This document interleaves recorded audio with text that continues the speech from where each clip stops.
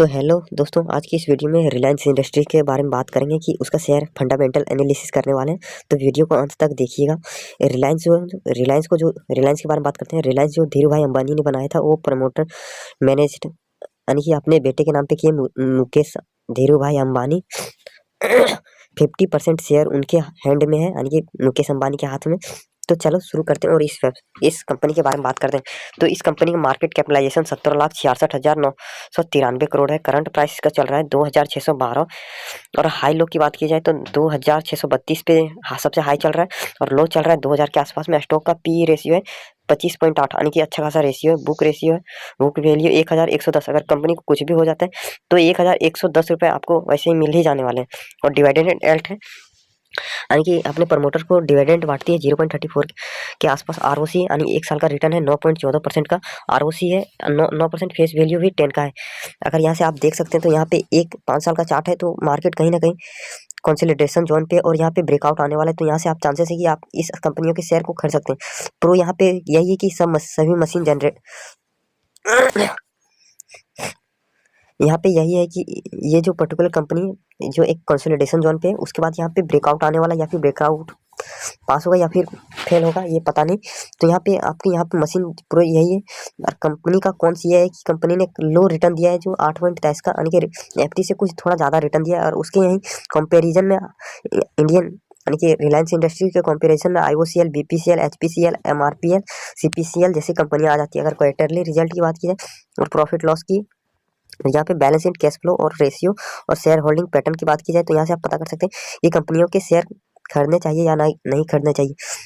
यहाँ पे अगर मैं इसकी सेल्स की बात करूँ तो यहाँ पे मैं काफ़ी दिनों से सेल्स अगर मैं चेक करूँ तो यहाँ पे 3,57,000 है। उसके बाद 3,55,000 है, यानी कि बढ़ रहा है सेल।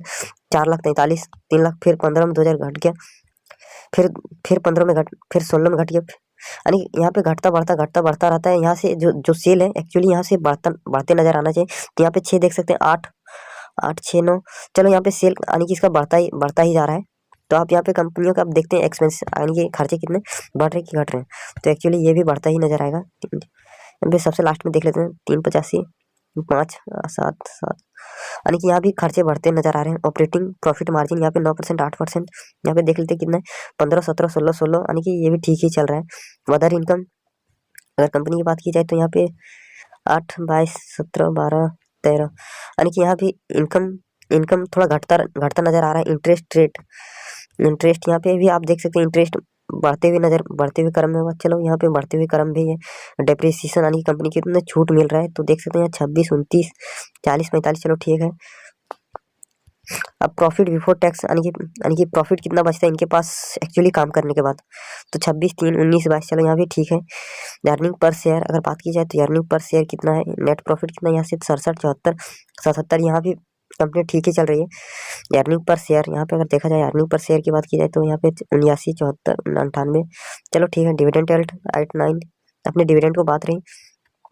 यहाँ पे कंपोनेंट सेल्स देख सकते हैं, स्टॉक प्राइस, सीएजीआर देख सकते हैं, company one equity. Balance sheet की बात की जाए तो यहाँ पे सबसे ज़्यादा जरूरी जो होता है यहाँ पे बैलेंस शीट देख सकते हैं। यहाँ पे अगर मैं बैलेंस शीट की बात करूँ 2022 से 2021 से, तो यहाँ पे इक्विटी कैपिटल 6, 7, 6, 76, 6, 76।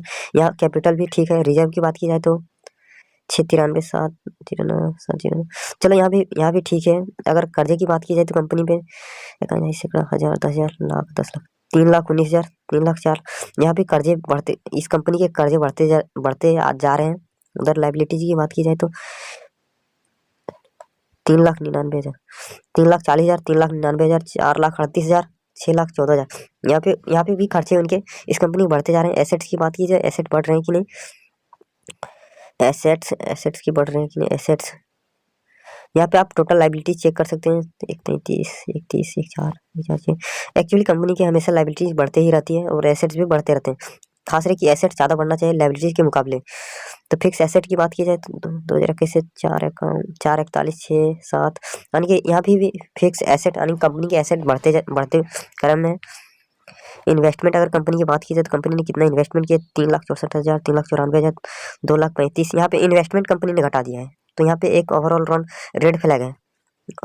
अदर एसेट्स की अगर बात की जाए तो यहाँ पे कंपनी 288, 34, 381 एसेट्स में यहाँ पे बढ़ता नजर आ रहा है। टोटल एसेट्स की बात की जाए 1,03,000, 1,48, 1,06। यहाँ पे टोटल एसेट बढ़ता हुआ नजर आ रहा है, यानी कि अभी यहाँ पे रेड फ्लैग कम है और यहाँ पे ग्रीन फ्लैग ज़्यादा है। तो यहाँ पे आप इन्वेस्टमेंट करने की सोच सकते हैं। कैश फ्रॉम ऑपरेटिंग एक्टिविटी, तो यहाँ पे आप देख सकते हैं 26, 110, यानी यानी कि यहाँ पे कंपनी का कैश फ्लो भी बढ़ता नजर आ रहा है। तो यहाँ पे आप इन्वेस्ट करने की सोच सकते हैं। इनकम एक्टिविटी, यहाँ पे इस कंपनी ने यार कैश फ्लो में थोड़ा घोटाला कर दिया है। इन्वेस्टिंग एक्टिविटी कम हो रहा है, देख सकते हैं यहाँ पे 72, 14, यहाँ पे पूरा माइनस में ही चल रहा है।